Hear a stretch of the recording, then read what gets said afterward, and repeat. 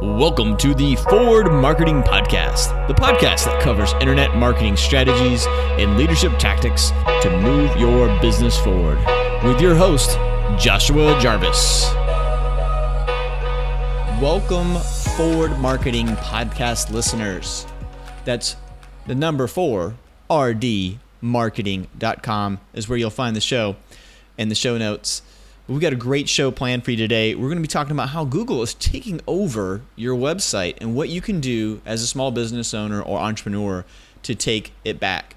And so, as one of the first shows, we can't go back and say, hey, you remember when we talked about featured snippets, how to get to the top of that, how to get to the top of local SEO. We can't go back to any of that. But if you'll notice in your search habits over the past few years, as you've been searching for plumbers in your city or attorneys in this area, you'll have noticed that there'll be these little maps that pop up. So whether you're on a phone or whether you're on a desktop, you'll start to see any sort of city-based searches. You'll start to see that. That's called local SEO. The other side of this is also where you've been asking questions. And you say, well, how much does it cost to do X? And normally they would put a website up there. Now they have something called featured snippets where they take out the information from the website and they display it first. Super helpful. I don't know how much we're going to get into in this podcast about how the nature of where we're going with the vocal searches and all those sort of things and what's Google's ultimate play on this. But just so you know, as you've been seeing, Google's results have been changing with sort of information that's in the website. In fact, one of the gurus of SEO, if you will, Rand, had this great sort of talk about how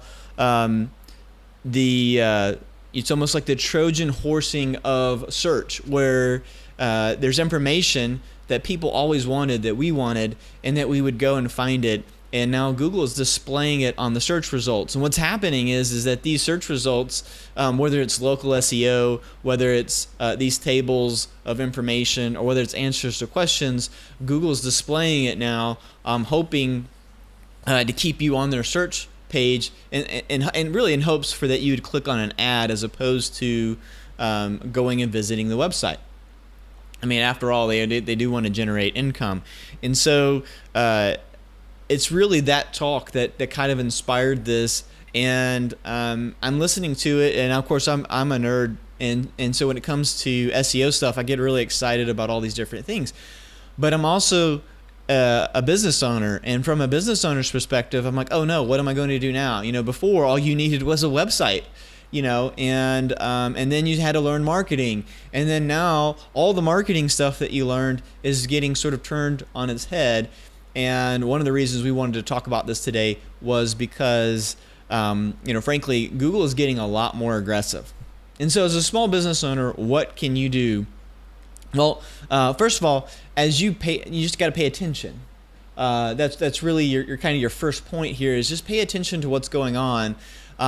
You at this point of the game, if you don't have someone who's in digital marketing, hey, you could use Forward Marketing Services. Forwardmarketing.com. We'd love for that. Okay, so that's my only plug for the day. But really talk to someone about this stuff, especially if it's way over your head. But like I said, just pay attention. If you start noticing local results, ask questions. How can I get my listing there? And the answer is local SEO.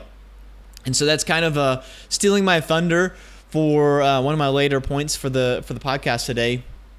But basically, your strategy as a small business owner should be to kind of go where Google goes. And so does that mean that you don't need a website anymore? No, absolutely not. You still need a website, if for no other reason than to legitimize your business. And so when people see it, they say, oh, he has a website, that's he's legitimate, let me learn more about him. But when you think about what Google is doing, sort of displaying the results, they have options for business. It's called Google My Business. And so we have a great post on local SEO, and I'll put that in the show notes, kind of walks you through how to set that up and what's important. The key takeaway for local SEO though is this, for small business owners, is that you have to get registered. This isn't something that you should do. This is something that you really almost have to do, because once you registered with Google My Business, your name, phone number, address, and website all become what's called a NAP, or a citation. A NAP stands for name, address, phone number. And so that gets logged in. It's almost like a keyword to Google. And so when once you log that in, and then and Google finds the same name, address, and phone number elsewhere, it points back to you, adds to your validity as far as Google's eyes, and raises up your ranking. So that's really the short version. I know you guys that are listening, the SEO gurus out there listening, may think that I've oversimplified it. I'm welcome to your comments. I want to make this podcast valuable for all the listeners. But basically, as a small business owner, to me, that's your first step. Have a website, go register on Google My Business. And so what do we got to do? Like I said, you got to play the game that Google is playing if you want to be ranked on there. And so, the other thing is really niche it down. And so what I mean by that is a lot of times you meet a new business owner, they'll say something like, so what's an ideal customer for you? And they'll be like, anyone. And so anyone means no one. Okay, so I can't find, if I have a Rolodex of people who would want to do business with you, and you say any of those would work, that means none of them would work, because I have no idea who's actually going to be a real fit or not. I have a great friend that's a CPA, and someone who doesn't have a job isn't a good candidate for him. Okay, someone who is a W-2 employee might not be a great candidate for him, because ultimately the services he provides are really for like business owners like yourself. So be really niche. You can get niche in a city, so you can get like in a certain area.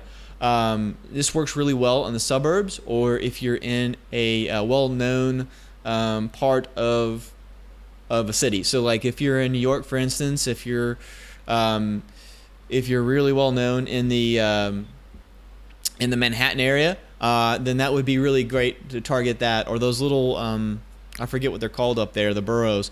Here I'm in Atlanta, so it could be really good. Like I said, the cities are great suburbs to niche down to. Like if you're a real estate agent, you can even go further. You can niche down to a neighborhood or a school district.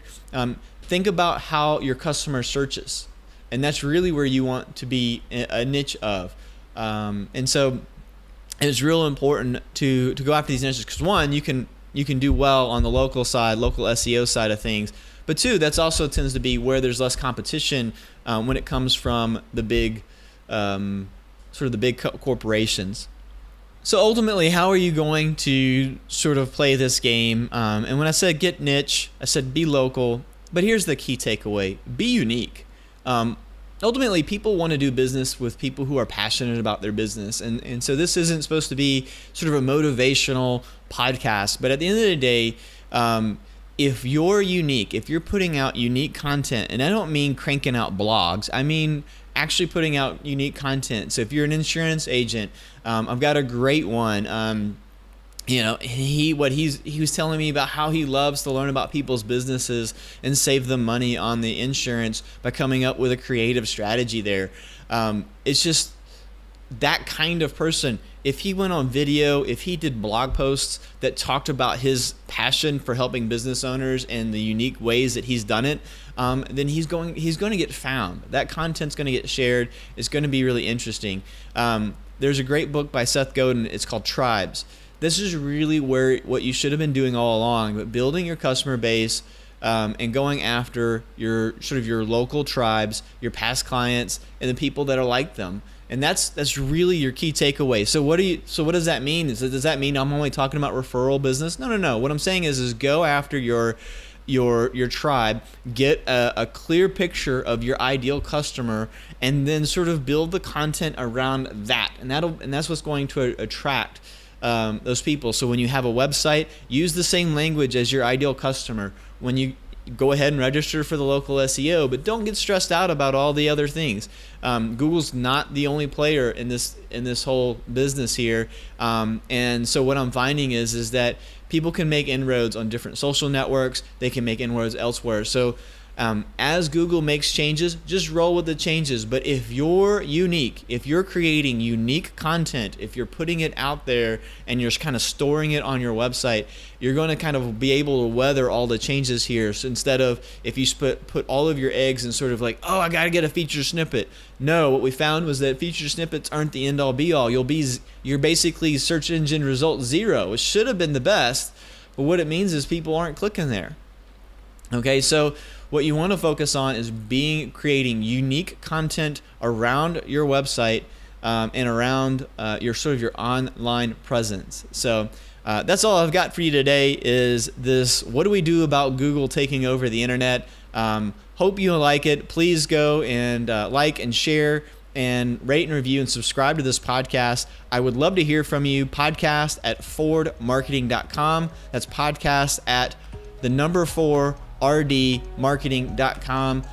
Email me. I would love to hear show ideas, anything to grow this thing and make it more valuable for you. Thanks so much for listening, and I'll catch you next week with another episode of the Forward Marketing Podcast.